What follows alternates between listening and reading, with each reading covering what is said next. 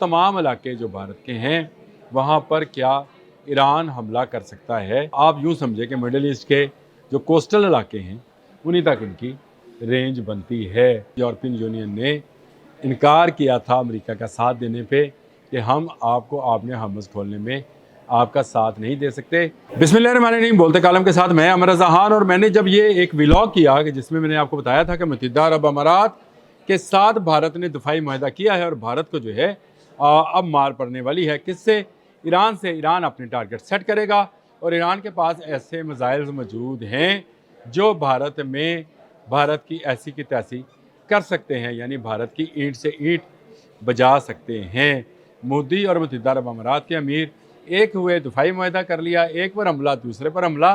तो उसका मतलब ये है कि मुत्तहिदा अरब अमारात से अगर मिसाइल चलेगा तो भारत जो है उसका साथ देगा और ईरान हक बजानब होगा कि वो अपने पुराने इत्तेहादी भारत पर हमला कर दे। लेकिन सवाल ये था कि क्या ईरान के पास ऐसे मिसाइल्स मौजूद हैं जो कि भारत पर हमला कर सकें। तो भारत के मुख्तलिफ अगर मीडिया चैनल्स की बात की जाए तो वो ये कहते हैं कि वाकई ईरान के पास ऐसे मीडियम रेंज बैलिस्टिक मिसाइल्स मौजूद हैं जो कि भारत तक मार कर सकते हैं। मैंने आपसे वादा किया था उस व्लॉग के अंदर कि ज़रा सी रिसर्च करूंगा और आपको फिर बताऊंगा कि वो कौन कौन से मिसाइल हैं जो भारत को टारगेट कर सकते हैं और भारत का निशाना बांध सकते हैं। दिल्ली से लेकर कलकत्ता तक और कलकत्ता से पंजाब तक वो तमाम इलाके जो भारत के हैं वहाँ पर क्या ईरान हमला कर सकता है।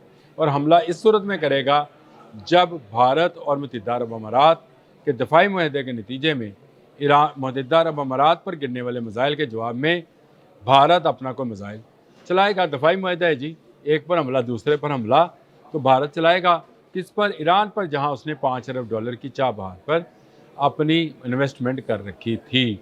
अब मेरी तहकीक के मुताबिक ईरान के पास एक नहीं कई मिसाइल ऐसे हैं जो भारत के शहरों को तबाह बर्बाद कर सकते हैं।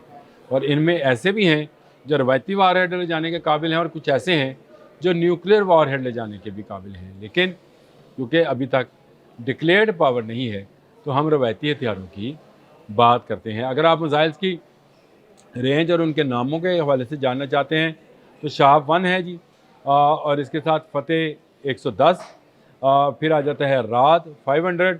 इनकी रेंज जो है 300 किलोमीटर है। यानी ये आप यूँ समझे कि मिडल ईस्ट के जो कोस्टल इलाके हैं उन्हीं तक इनकी रेंज बनती है।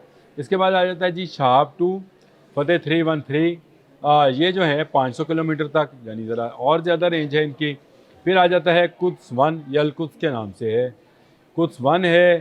फिर या अली है, इसका मैं पूरा एक डिटेल व्लॉग या अली मोबाइल पर कर चुका हूँ। इनकी रेंज जो है 600 किलोमीटर है। फिर इसके आगे आ जाते हैं जुल्फ़कार, कायम, जुल्फ़कार 700 और कायम जो है 800 किलोमीटर की रेंज में है। फिर कदर आता है, ये 1000 किलोमीटर की रेंज में है। अब आता है भारत की सरहदें शुरू होने जा रही हैं। इसके बाद आ जाता है शार्प 3, ये 1300 किलोमीटर। और उसके बाद आ जाता है कब्र शाह, ये जो है ये 1450 किलोमीटर है। इमाद 1700 किलोमीटर है, यानी भारत के अंदर मिसाइल पहुंच चुके हैं ईरान के, यूँ समझे। इसके बाद आ जाता है खुमशहर, ये खुमशहर जो है ये 2000 किलोमीटर की रेंज का मिसाइल है, जो आप यूँ समझे तकरीबन आधे से ज़्यादा भारत जो है इसकी रेंज में है। ये बैलिस्टिक मिसाइल है। और अगर आपको जंग मई याद है तो भारतीय इंटरसेप्टर्स जो थे फतेह 1 को नहीं रोक पाए थे। हम शेर उससे ज़्यादा मुग़लक और उससे ज़्यादा तेज़ रफ्तार मिसाइल है।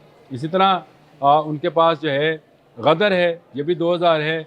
फिर सजील है, सजील पर भी मैंने एक पूरा व्लॉग कर रखा है, अगर आपने उसके बारे में मज़ीद तफसीलात जाननी है कि ये दुनिया के जदीद तरीन मिसाइल में शुमार होता है। और इसके इंटरसेप्टर्स तो इसराइल के पास भी नहीं है, भारत के पास कहाँ से होने हैं और किस बिना पर जो है मुत्तहिदा अरब अमारात वाले मोदी के पास गए हैं, मार खाए हुए मोदी से, जो जंग मई में मार खा चुका है। और इसके बाद एक है सुमार पर भी मैंने एक अलग से व्लॉग किया था। इसकी रेंज 2500 किलोमीटर है। तो ये पौन भारत जो है, यानी 75% ऑफ इंडिया जो है اس کی رینج میں آتا ہے۔ یہ ہے بھارت کی طرف۔ لیکن اگر آپ دوسری طرف چلیں تو یہ یورپ تک بھی ان کی مار ہے۔ یورپ کے تمام ممالک اس وقت ایرانی بیلسٹک میزائلز کی رینج میں ہیں۔ اسی لیے یورپین یونین نے انکار کیا تھا امریکہ کا ساتھ دینے پہ کہ ہم آپ کو آبِ ہرمز کھولنے میں آپ کا ساتھ نہیں دے سکتے۔ جہاں تک بات انسانیت کی تھی وہ ایک طرف رکھیں، لیکن فرانس، جرمنی، برطانیہ کو یہ پتہ ہے کہ اگر انہوں نے ایران کے خلاف کوئی بھی کارروائی کی تو ایران بدلے میں میزائل پھینکے گا، اور میزائل کہاں پہ پھینکے گا؟ ان کے شہروں میں۔ اور یورپین کسی صورت ایسا نہیں چاہتے کہ وہ براہ راست اس وقت کسی جنگ میں جو ہے شامل ہوں۔ پہلے ہی آبِ ہرمز بند ہونے سے معاشی طور پر یورپین کمپنیز جو ہیں بڑے نقصان میں ہیں۔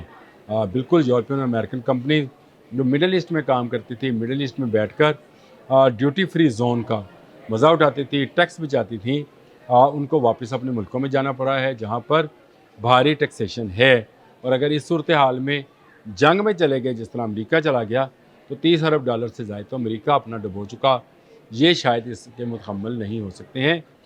لیکن ایک بڑا خطرہ بھارت نے مول لے لیا ہے متحدہ عرب امارات سے، ایک ایسے وقت میں ہاتھ ملا کر جب امن نہیں ہے، اور نظر آ رہا ہے کہ ایران کا اگلا ٹارگٹ جو ہے وہ متحدہ عرب امارات ہے، جہاں پر اسرائیل IDF لے کر اور امریکہ اپنے ہائپرسونک میزائل لے کر بیٹھا ہوا ہے تاکہ وہ ایران پر حملہ کرے۔